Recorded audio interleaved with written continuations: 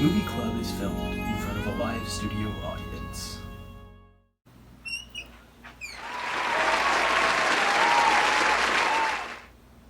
Honey, I'm home.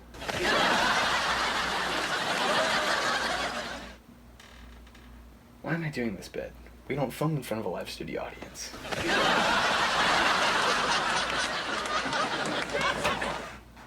Well, tonight the red carpet is out for a movie that's getting a lot of buzz. The Last Black Man in San Francisco. It took 10 years to make, and it just won 2 awards at the Sundance Film Festival, including Best Director. Actor Danny Glover and Mike Epps are part of this cast. Joe Talbot, born and raised in San Francisco, makes his directorial debut in a story about this changing city, inspired by the true story of his best friend, Jimmy Fails.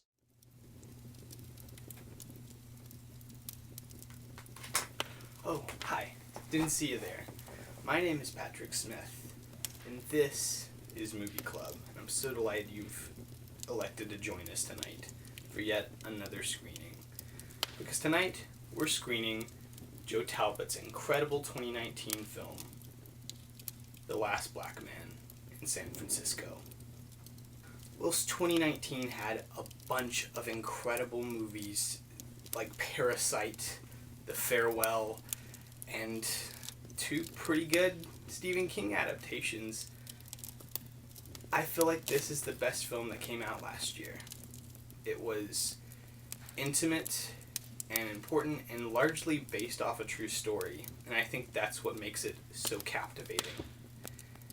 And I also think it's important that it's another huge success for little independent film distributor A24. Which, if you haven't heard of A24, do you like movies?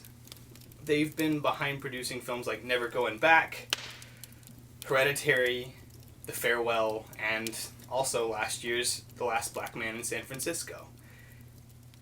And they continue to select these tiny films that otherwise wouldn't have a space in our modern cinematic world, because it's becoming more and more of a tentpole society where only the big films survive. And that is why little distributors like A24 are so important.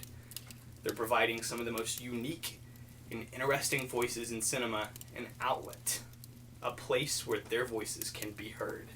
And that's what makes A24 such a great place to look for the new best film, the new voice that will inevitably become something that you're going to want to follow in the future. So what is this film about? Well, in a word, gentrification. This wasn't built by an architect. My grandfather built this. The balustrades, the fish scales, this balcony, that wall to keep you all the fuck out. All of it. Our leads are struggling to love a city that has kind of turned its back on them, trying to find ways that they can move forward and experience the city that used to belong to them. I mean, San Francisco has always been a hotbed for diversity, and it's becoming more and more white and affluent. And whilst it's becoming more and more white and affluent, it's pushing out what used to make it so special and so unique, and just becoming cookie cutter and similar. And that's why the house that's at the center of this film looks so different. It's a character in and of itself. It's something to chase after, because the house used to belong to our lead, and now it's his journey to get it back, because it used to belong to his grandfather. This place used to belong to people that look like him. He's been effectively pushed to the sidelines and having to live his life in the wings. And this idea of performance doesn't just stop there. Our other lead is constantly trying to write the next best play. This play that's centered on their struggles. He constantly gives advice to people who are performing, who are trying to fulfill roles to appease others. You're okay there. Bro, you're not a director, bro. who are pretending to be a certain way, like really strong and tough, when in reality they care about things that are more feminine than masculine, traditionally. And it's through this unique relationship between these two men that I think we find the heart of the story. Because, yes, this film is about gentrification, but it's also a beautiful love letter to strong male relationships, male friendships. And the fact that we're getting a film that has such a unique voice and still chooses to focus on such an important idea is special, especially coming out in 2019. And the fact that it also is a diverse film, a film that is tackling some tough issues, some of the practices of our society that are more racist than we might like to believe, and how it pushes persons of color and other minority groups to the sidelines in society so that white people can take the center stage. And it is through this friendship that they're able to survive what otherwise might defeat many other people. Those people they grew up with are killed or move away because they can't live in a city that no longer loves them. They struggle to love a city that they've always known, but is changing around them. It's why I definitely wanted this to be a part of our Black Voices in Cinema series, because I think it genuinely is a compelling film. It's one of the most moving films I've seen in a very long time. And much like Next Week, it deals with ideas of identity and what it means to be a black man or woman in the modern age, especially in America.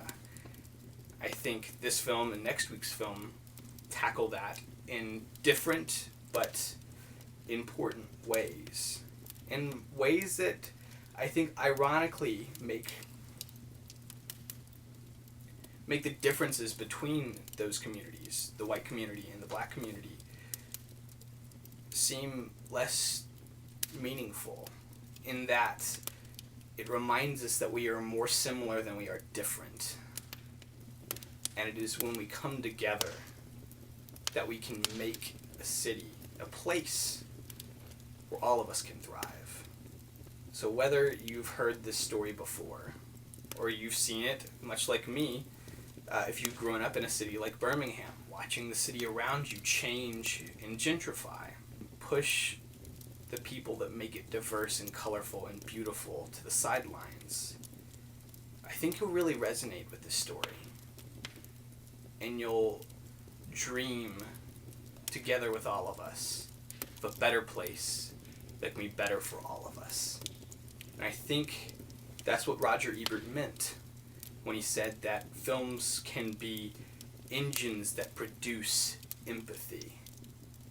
Films like this can cultivate change, but only get dirt on your hands and do the work. So tonight I challenge you to listen to this perspective and to dream alongside our leads of a better city, of a better San Francisco, and of a better America, where all these people, irregardless of color, race, or creed, can live and strive for their dreams. So without further ado, I'm extremely proud to present tonight's screening of Joe Talbot's 2019 film, The Last Black Man in San Francisco.